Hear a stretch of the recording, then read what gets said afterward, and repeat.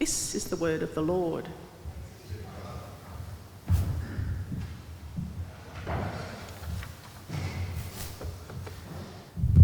Beautifully read, Anne, thank you. Saying when it's a long reading, if it's a good story, it doesn't feel as long, does it? And some of the stories in the Bible are extremely brief. They actually only give us the barest of details, just enough to get the gist or the point that the writer is trying to make. Whereas this story offers us kind of some rich nuance in the portrayal of the various characters, all of which, of course, is important. None of it is gratuitous, but the overall picture we're offered is it's more vivid than some of the other stories we get that Jesus is involved in. And there's also an almost playfulness in the way the story is told. A use of the sense of humour at its best, I reckon, because it kind of subverts what is otherwise presented as a serious, established, immovable truth. And yet you get this comedy playing around with it, just gently moving things a little bit. It's quite nice. Even with today's medical and technological developments, we still don't know that much about giving sight to people who are born blind. You've probably heard of Dr. Fred Hollows. He famously championed what has become a movement, a global organisation, and now a foundation here, which is kind of a national institution, to restore sight to those who had lost their sight. A brilliant initiative that has changed for the better the lives of millions of people across the globe. Apparently, some eye ailments are relatively straightforward to treat and to reverse. That's good work that is worth doing and worth supporting. That's not what we're looking at in this story. The case is less straightforward with those who are born blind. It's not a matter of restoring what has been lost. It requires creating that which never was. There's no new insight that it is seemingly impossible task, in a way, to give sight to someone who has never had it before. In Jesus' day, there were all manner of traditional and faith-type healers. Some must have achieved reasonable results, or the whole business model would have collapsed well before time. It couldn't have been sustained. So some people who had lost their sight must have regained their sight under the care of these people. That much was heard of, but giving sight to a person for the first time who'd never seen before, in that day, unheard of. And notice that the process is responsive by the man. Jesus spits in the dirt and makes a clay paste. This was rubbed on the eyes of the man who was born blind, and then he was told to go off to the pool of Siloam and wash the clay paste off.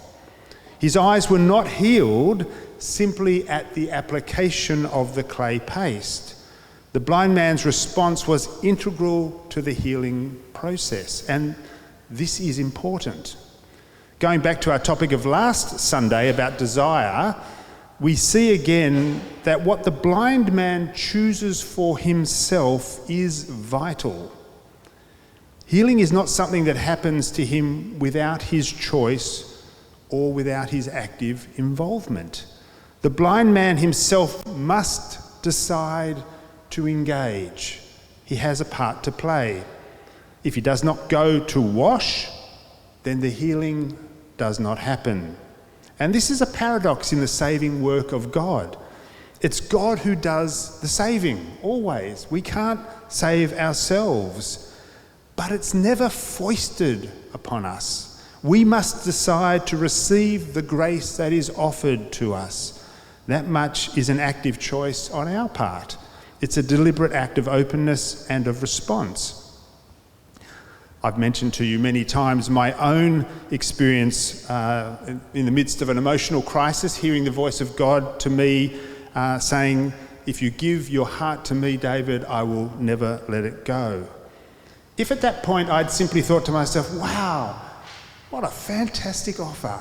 God's amazing to do that, but not engaged the offer at all, then I wouldn't have been changed in the way that I have been. I did accept that love and that commitment freely offered to me, and I'm still allowing it to transform the way I understand myself and the way I understand everybody else in my life, and how I engage the various circumstances I find myself in, and how my entire sense of call and purpose in life is shaped. I have and I continue to actively engage the grace that has been offered to me, and I've received it and live in response to it every day, and it continues to work its change in my life every day. And as a consequence, I'm not the same person I would be if I had never done that. I have been changed over 40 years in my daily responses to this grace. And you can be sure the man born blind was not going to be the same ever again either. Set aside the palaver with the authorities over how he could dare allow himself to be healed on the Sabbath. Never mind his parents only barely owning that he was in fact their son, but that they weren't ready to enter the fray on his behalf. And then him being put out of the synagogue as well, simply for answering the Pharisees' questions as honestly and openly as he knew how. All of that was simply day one of his new life.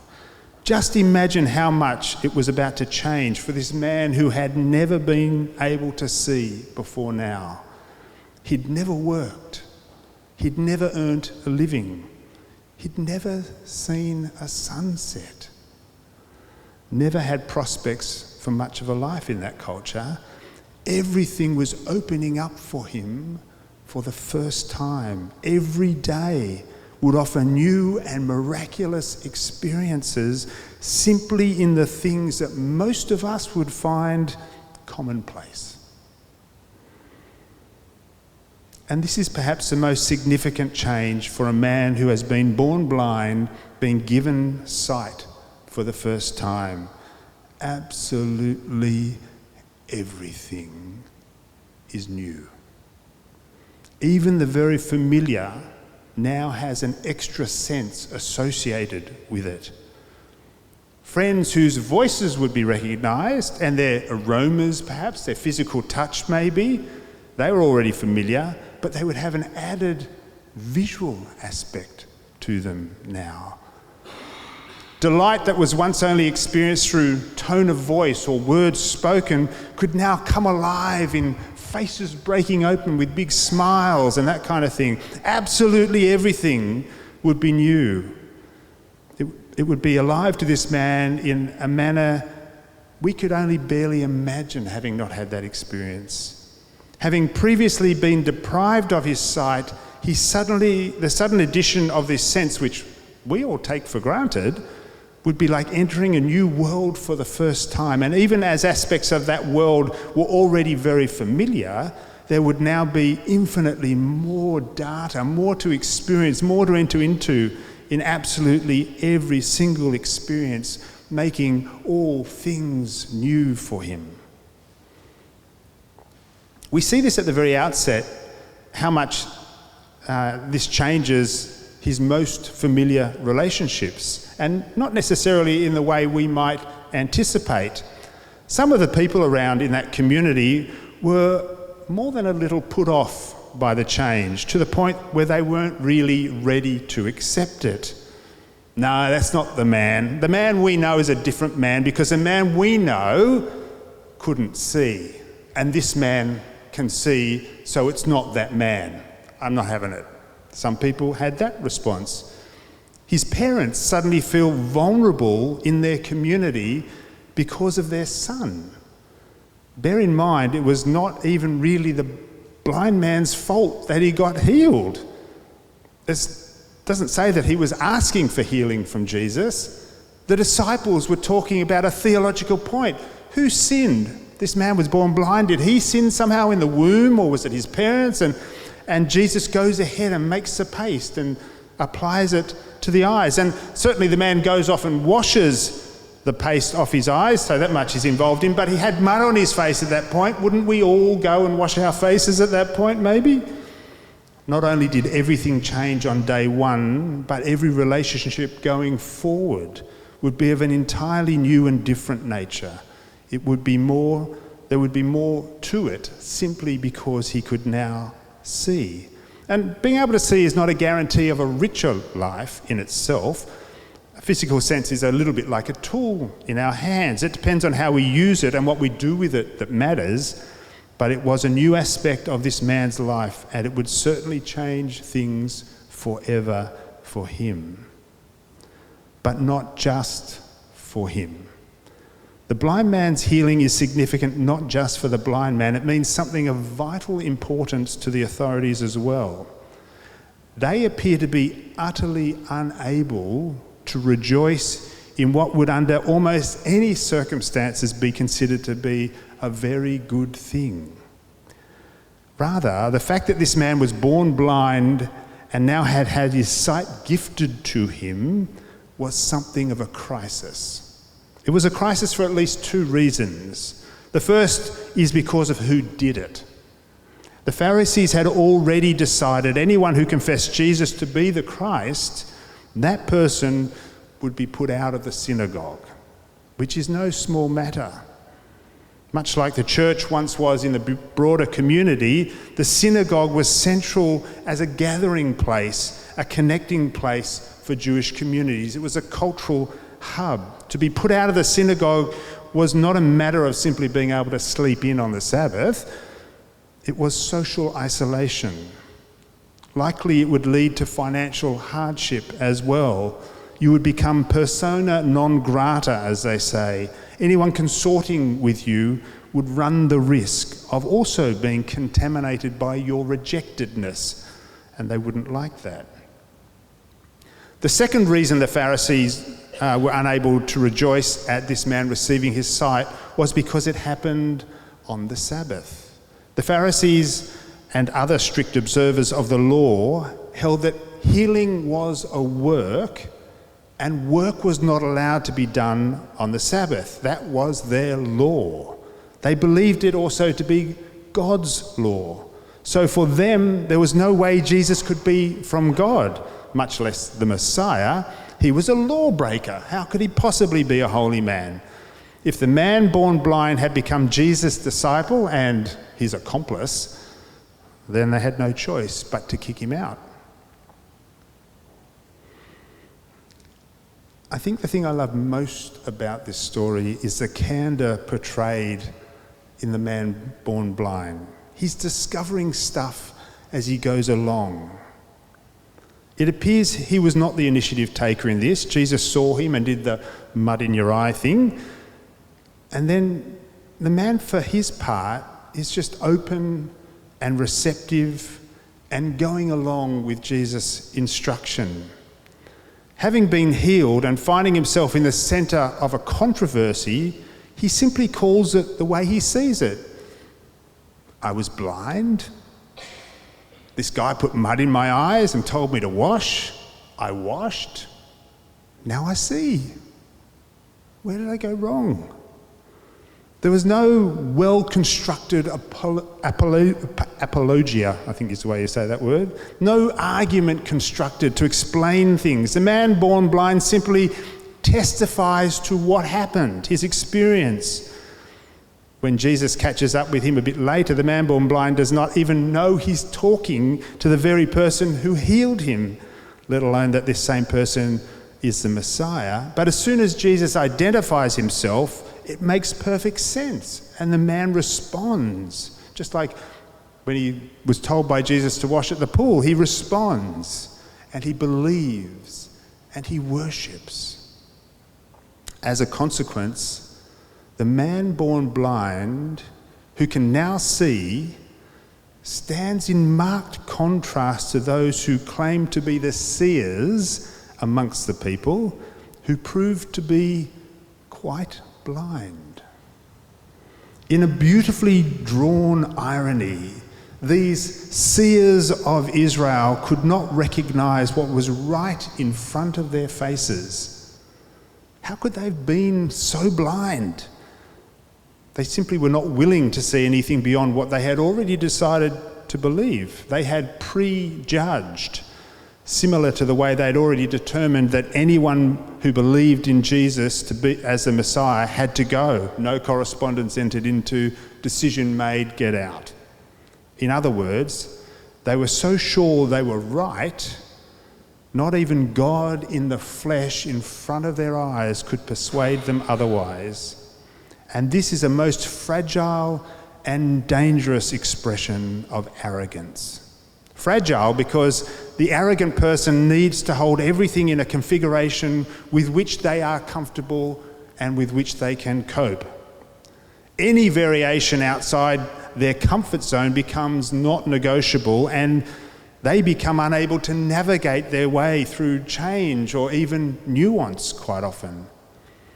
And this then becomes quite dangerous, because the person who believes God is on their side to the extent that they are thereby right and righteous easily justifies all manner of quite destructive behaviour as righteousness. Apparently it was Pascal who had said, men never do evil so completely and cheerfully as when they do it from religious conviction. Sadly, that has never been more apparent in our world than it is today. And this is where the judgment comes in, when Jesus says, "For judgment I came into this world, so that those who do not see may see, and that those who see may become blind." This is not Jesus acting against anyone in judgment. It is that his presence in the world exposes the hearts of people. Those who have eyes to see are moved to repentance. They are convicted by their awareness of their own sin and violence. They perceive their own need for grace and forgiveness, and they cry out and they receive freely that which is freely offered. Those who think they are already righteous in themselves do not even begin to see. But that does not mean that they are not clearly seen by others around them. I marvel today at some of the current crop of leaders who have taken up positions in all sorts of roles and institutions across the globe. Some of them act with absolute impunity. They assess their own thoughts as inspirational, and they believe their own decisions to be absolutely brilliant. Yet more and more around them are beginning to see through them. And judgment is coming. It won't require an intervention from God. It will be the plain old historical and social gravity that is always present and catches up with you. The mob that empowers their intimidatory authority will most certainly turn on them eventually. Those who accept God's saving grace and who allow that grace to flow through them such that they genuinely love and care and offer all they have and are in that spirit will ultimately never regret doing that. There is life in that. Those who don't, in fact, never escape their own judgment, and eventually that judgment becomes manifest upon them. I love this story. It's powerful both because it's fun and engaging, and also because of its profound insight. The human relational dynamics are so relatable, and in these dynamics we are shown a glimpse of a much bigger process of revelation. Those who believe they already see miss out completely. Those who respond to the grace offered to them have their eyes open to see things that have always been there to see, but they just haven't ever seen them before. I urge you today to remain open to the grace that is offered to you. There is yet so much more to see. As our spiritual eyes are opened, it's as though we have been granted a whole new sense that we've never known before. Even the familiar becomes new. The everyday becomes eternal, and the commonplace becomes divine. And there truly is no greater blessing or any better way to live. Amen.